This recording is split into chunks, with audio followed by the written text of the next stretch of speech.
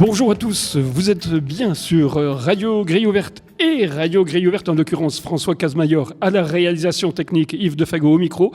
Eh bien, nous sommes au Festival du Livre 16 Cévennes à Barjac pour une émission d'1 heure en direct et peut-être en public depuis le château de Barjac. Une émission relayée et diffusée par nos amis de Radio 16 que nous saluons. Joël Alessandra, bonjour. Bonjour. Aujourd'hui, vous illustrez le récit d'Élodie Arro, Dadji, de Dakar à Djibouti à la rencontre de la grande initiative verte panafricaine. Un ouvrage publié à Futuropolis avec qui vous collaborez, je crois, pour la première fois. Et Joël, vous êtes le créateur de l'affiche du Festival du Livre de cette année. Un festival que vous connaissez bien. Oh, je connais bien, j'ai été invité l'année dernière. Je connais bien parce que je suis un petit peu le régional de l'étape, comme on dit. J'habite Uzès, qui est pas très loin d'ici. On est à 25 minutes, une demi-heure d'ici. Et voilà. Alors, c'est aussi un voyage pour venir. On traverse la Garrigue quand même. Oui, enfin, peut-être le voyage est un peu plus court, un peu plus bref que celui que vous illustrez, à savoir de Dakar à Djibouti, c'est-à-dire de l'Atlantique à la mer Rouge. C'est un voyage qui prend un peu le contre-pied de ce que fut la grande traversée, justement, d'ouest en est, dans les années 30 de Marcel Griaule et notamment de Michel Léris. Oui, il y a eu de grandes traversées comme ça. On pense aussi à l'épopée Citroën aussi, qui a traversé d'ouest en est de la même manière. En fait, l'Afrique, ce qu'on appelait l'Afrique noire à l'époque aussi. Là, c'est une superbe initiative. Alors, on parle d'écologie, on parle aussi d'humanisme, beaucoup. On rencontre beaucoup de gens. Et Élodie a entrepris... Alors, qui est Élodie Arro ? Élodie Arro, c'est une super sportive, une petite dame blonde, pleine d'énergie, pleine d'enthousiasme, qui a voulu faire un voyage utile. Donc elle a pris son vélo, elle a acheté un vélo à Nouakchott en Mauritanie, qui est le siège de la Grande Muraille Verte. Alors pour les auditeurs peut-être... On va expliquer ce qu'est la Grande Muraille Verte. Et... Élodie a entrepris donc ce voyage qui fait plus de 8000 km, comme vous le disiez, de Dakar à Djibouti. Donc Dadji, c'est la contraction, Dadji, Dakar, Djibouti. Voilà. Sur le tracé de la Grande Muraille Verte, en évitant quelques pays parce que actuellement on va dire la situation géopolitique est des plus compliquées. Que ce soit au Burkina Faso, au Mali, au Niger et au Soudan. Alors elle a réussi quand même à traverser on en parlera peut-être après, mais elle a réussi à traverser le Burkina et le Mali, puisque son compagnon a un écolodge à Bamako, donc il y avait des facilités. Mais effectivement, le Soudan a été très compliqué et c'est la rare fois où elle a pris l'avion. Sinon, tout le tracé s'est fait à vélo, à pied, en dromadaire.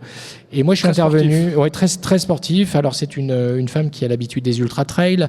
On s'est connus par le biais de l'Ennedi, dans le nord du Tchad, à la frontière de la Libye, puisqu'elle a fait un ultra-trail dans le désert de l'Ennedi.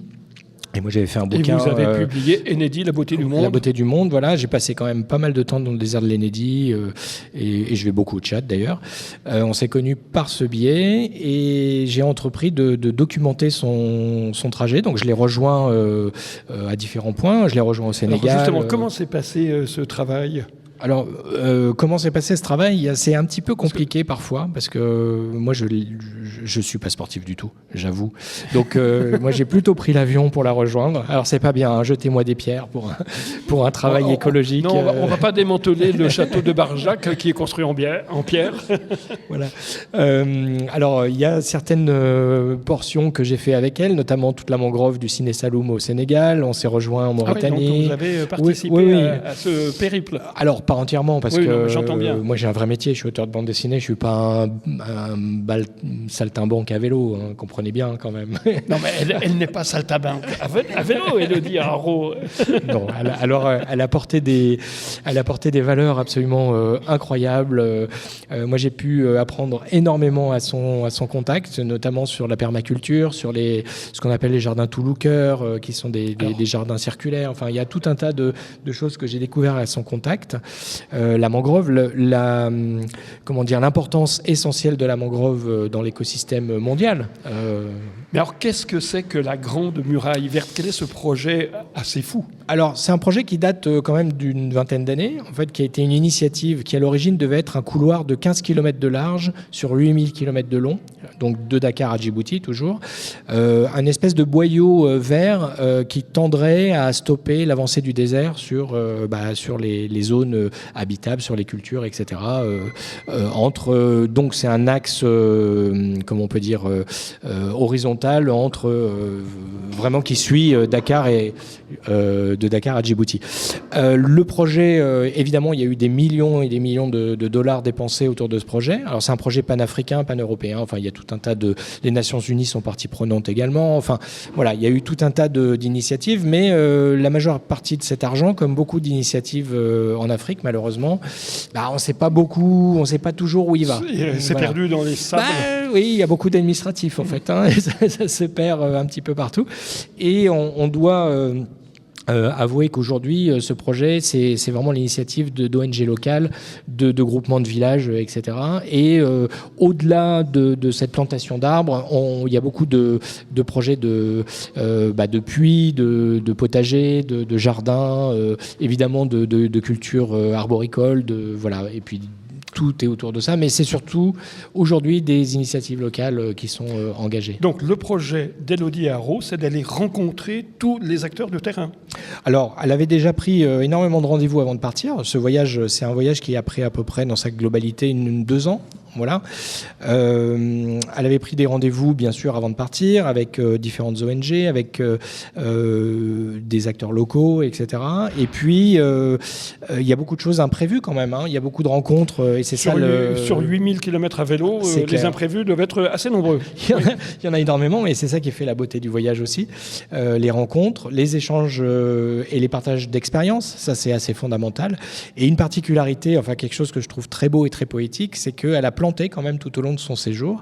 Et à chaque fois qu'elle a planté un arbre, qu'elle a planté quelque chose, elle récupérait une poignée de terre qu'elle mettait de côté pour une fois arriver à Djibouti, planter l'arbre ultime avec toute la terre qu'elle avait récoltée au cours du voyage. Donc c'est très très beau. Alors comment avez-vous travaillé? Parce que si vous l'avez accompagnée à certaines périodes, à certains moments, sur certains lieux, elle vous a transmis un récit, un roman. Alors, comment s'est passé le travail ensuite concret pour créer ce roman graphique, cette bande dessinée d'Adji, de Dakar à Djibouti? Alors il y a un super outil qu'on appelle WhatsApp. Voilà, qui est un outil moderne. Et dès qu'elle avait du réseau, dans les endroits où évidemment j'ai pas pu me rendre, comme le Burkina, là c'est pas possible d'avoir de visa, etc. Bon, elle a réussi à se faufiler, à avoir des visas. Elle a réussi. Oui, elle est obligée de se dissimuler quand même. Il y a quelques passages un petit peu délicats où le vélo a été. Elle a dû mettre à la remise le vélo pour prendre des bus sans m'étouffer dans des chèches pour essayer de passer inaperçu, parce qu'elle ne mettait pas simplement sa vie en danger, mais elle mettait aussi la vie des compagnons de voyage du bus en danger, parce que si des groupes armés, des coupeurs de route entendent parler d'une femme au sein du bus, ils vont arrêter le bus, ils vont détrousser tout le monde. Surtout si c'est une occidentale. Oui. Voilà. Alors de son